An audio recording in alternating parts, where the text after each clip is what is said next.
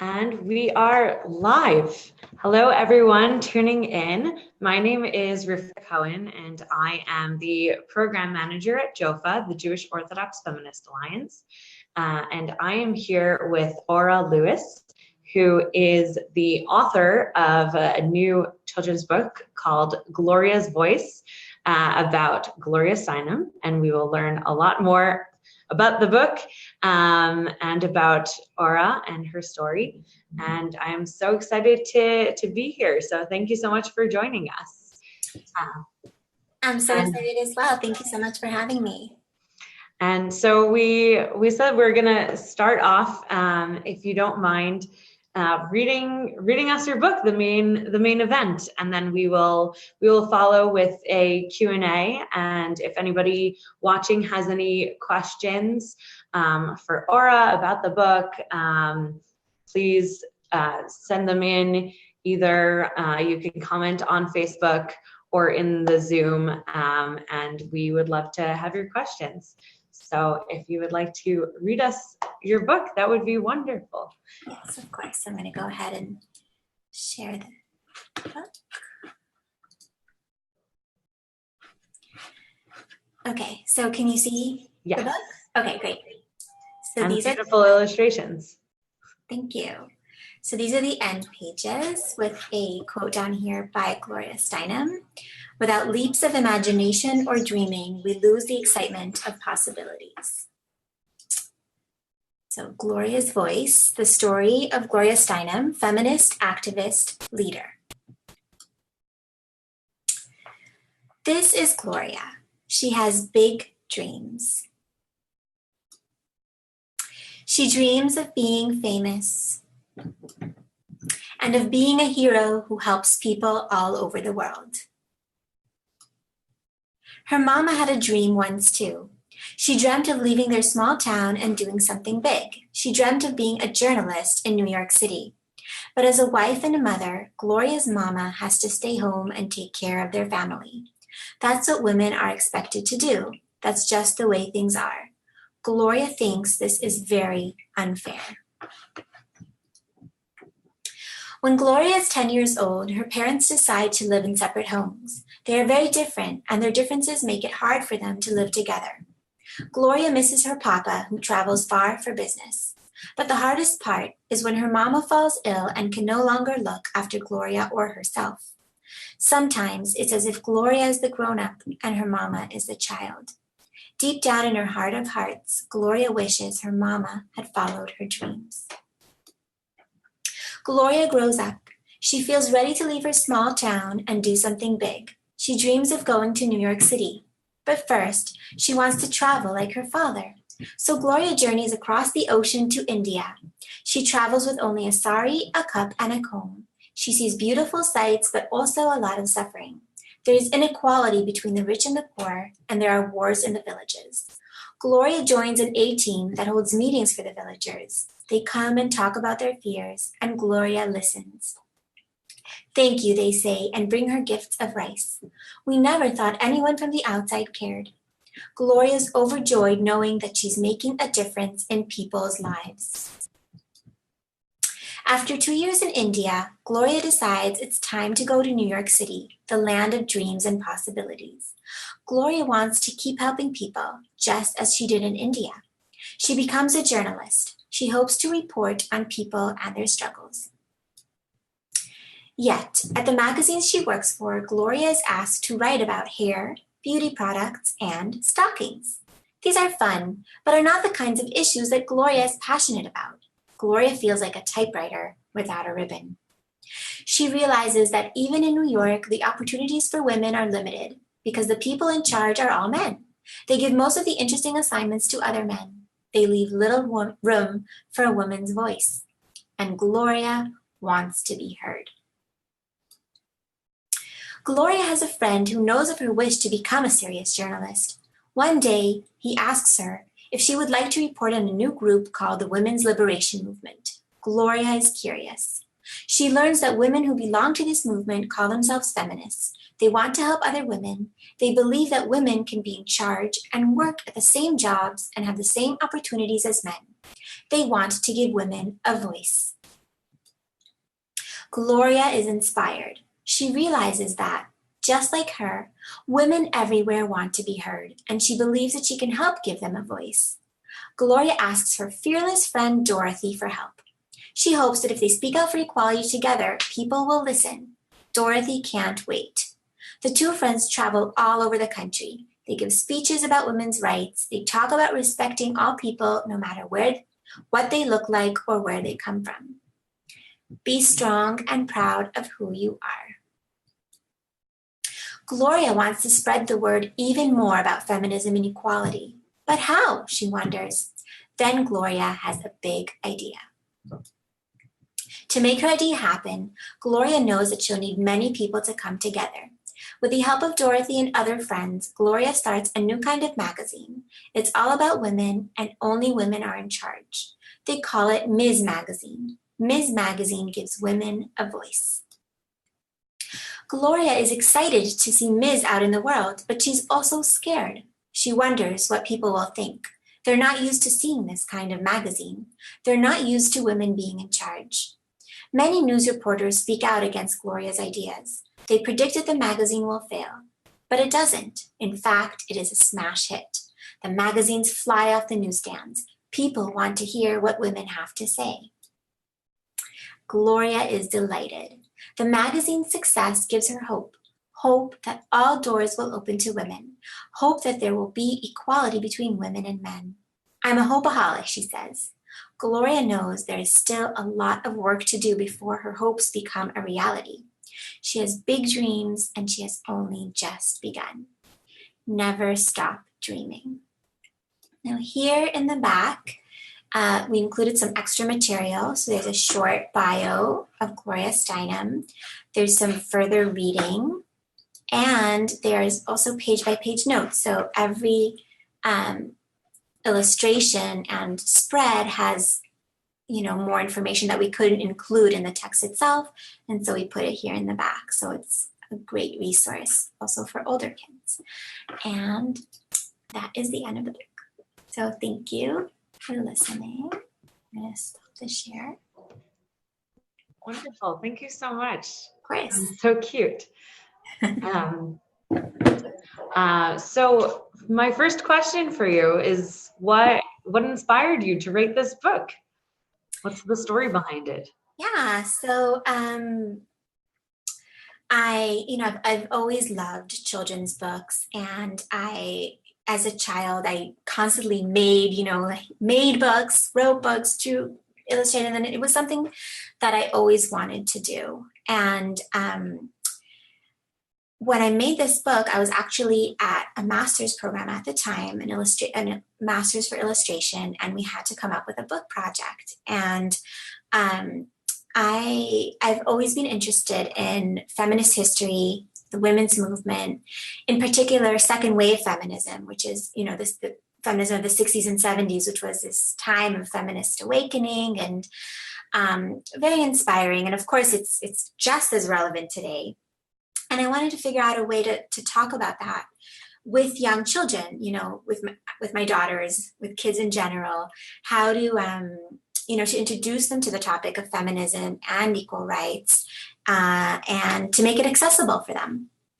So I thought it made sense to do that through a personal story of a leader from that movement, and through her to tell the broader story of the fight for equal rights. And, Gloria Steinem, of course, is such an iconic figure from that time. She continues to be just as relevant today. She's 84 years old today, and she's still, tirelessly goes all over the world and advocates for feminism and equality. And so, very inspiring. I just always admired how she spoke up so unapologetically for feminism. Also, when it wasn't so popular to do so at that time, a lot of people, looked down on it and didn't respect it. As today, I feel like there's all of a sudden it's becoming more positive, but it wasn't that way for many years. Anyway, so I thought it was a perfect fit. There was no children's books about her, and it was just kind of all came together. So so that was it. I did a lot of research, and I didn't really know what I was doing at the time. I just sort of, but I got some help, and I just learned along the way, and it happened. Were there other feminist icons that you considered writing about? Good question. There was just like starting to be books about like there was a book like later about Ruth Bader Ginsburg, and it was just like so when I had this idea, it was sort of before that whole thing started. To be honest, like Gloria was like, I think I was I was reading about her or saw something about her, and it just like the idea stuck with me, and it wasn't even like, oh, should I do this, should I do that? It was just like, no, I'm gonna do Gloria. And I also, to be honest, like I love the style of the 60s and 70s, the design, the color palette. And so I was also just drawn to, visually representing that time period as well. So it was the combination of those things. You had the inspiration and you just went for it. Really, yeah. That's great. So how did you choose which aspects of Gloria's life to include or not? You said at the end, you have some more information. So how did you choose which to put in the main section and which to put in the back? Yeah. Has there been anything that you wish that you had included that you didn't? Yeah, that's a really, really good question. So at the beginning, I sort of tried to put all of her life in the book, sort of like birth to today, sort of everything. And it was too much. And it was also sort of like lost its sort of punch or storyline. It's sort of like, it's like sort of like putting everything in. And so after much deliberation, I decided to stop the book, with the founding of Ms. Magazine, as sort of like that being the climax, and that sort of created this nice arc to the story, and it sort of left off with a look to the future, of like all the things that she's yet to be done, and not sort of like end at her today. I don't know, it sort of felt more of a nicer story to tell. So of course, and even with that choice, there's so many things we had to leave out for, space issues. And there are quite a lot of episodes from Gloria's life that are not so appropriate for this age level. A lot of people know about Gloria's stint, working as a Playboy bunny. Not, it was for an investigative piece that she wrote, but, she's famous for that.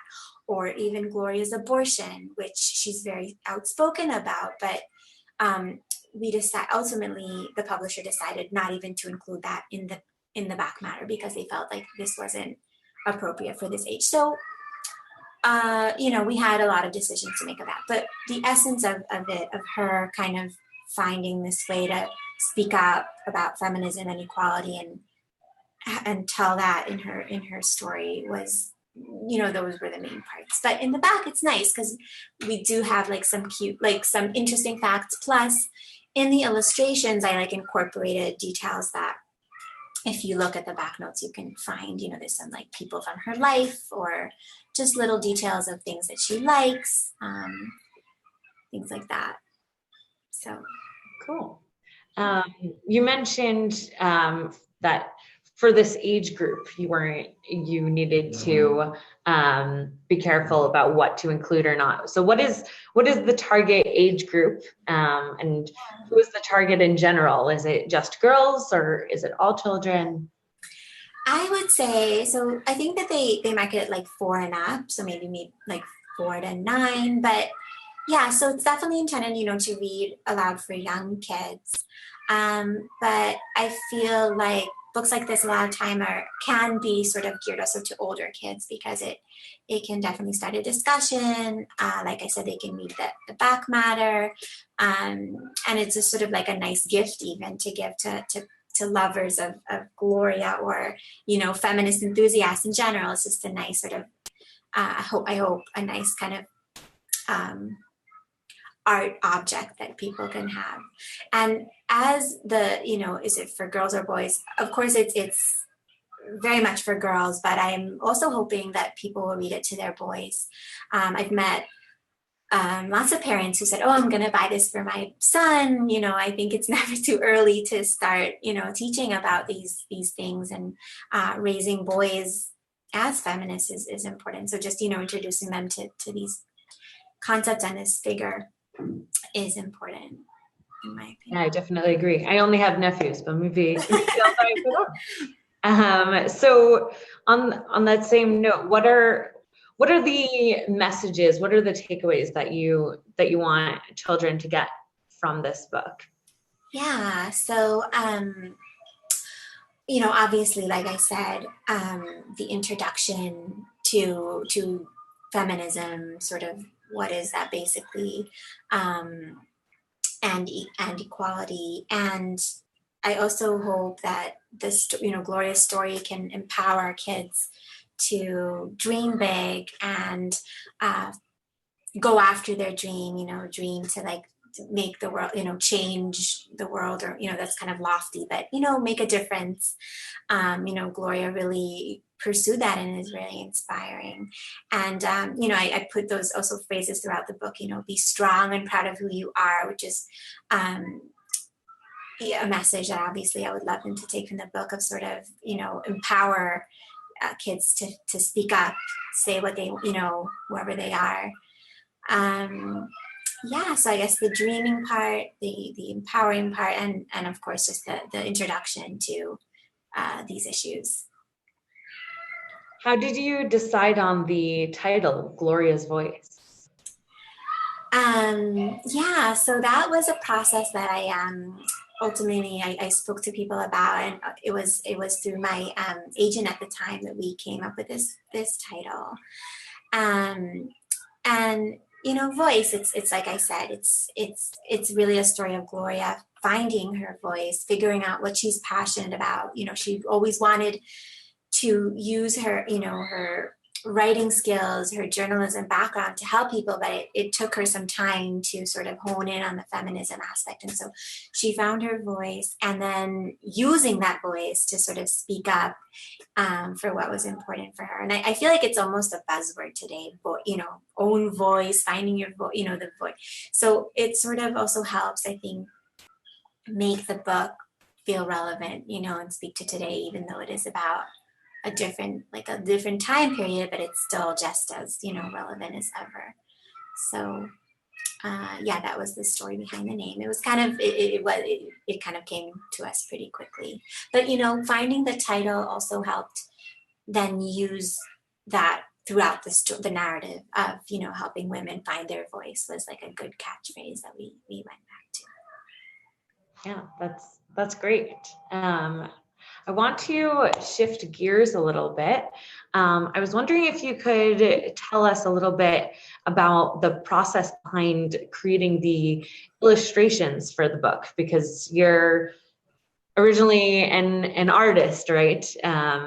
And so I want, and the illustrations in the book are gorgeous. So I was wondering if you could tell us a little bit more about that. Yeah, of course. Well, first of all, thank you.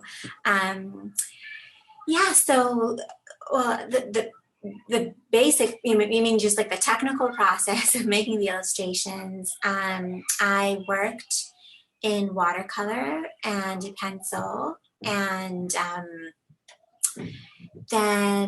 I created those, and then in most of the images, I would create like bits of the illustration, and then I bring them together and digitally sort of composite them. So the final piece in the end is a digital piece, though all of the components are handmade. And it was interesting, the process, it took me a while to figure out what is going to be my style for this book. And at first, because it's a true, a real person, at first I was really trying to make it like very realistic looking. Like I checked, I was looking at a lot of photos, and I was sort of trying to do it that way. But then I realized that, first of all, this is a kid's book. It's not a photo album of Gloria.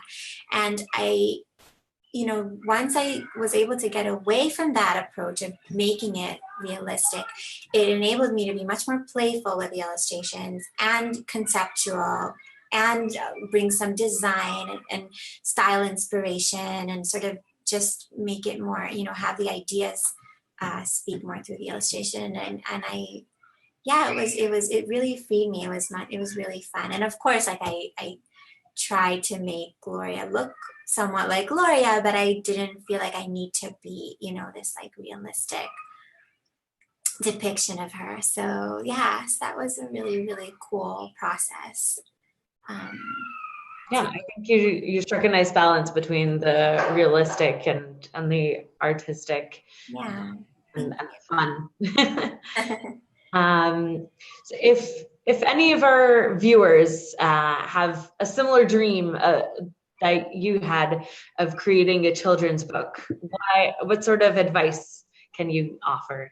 Yeah, that's a great and question and a big question. So I would say, first of all, um, read a ton of children's books. Like go to the bookstore, go to the library, and just get a huge pile and read and read and read, because children's books, like a lot of other things, are very they're very trend based.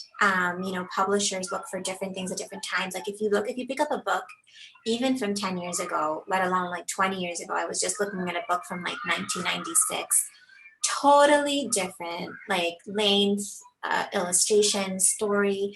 So that's very important to know, like what the market is now. I feel like a lot of people sort of, oh yeah, I think I'll do, it's sort of, I want to do a kid's book, and it's deceptively simple. It's actually really challenging. You have to, it's a short format. You have to pack a lot in. Then there's the whole issue of like the words and the illustrations and how they go together, and like the pacing of the story.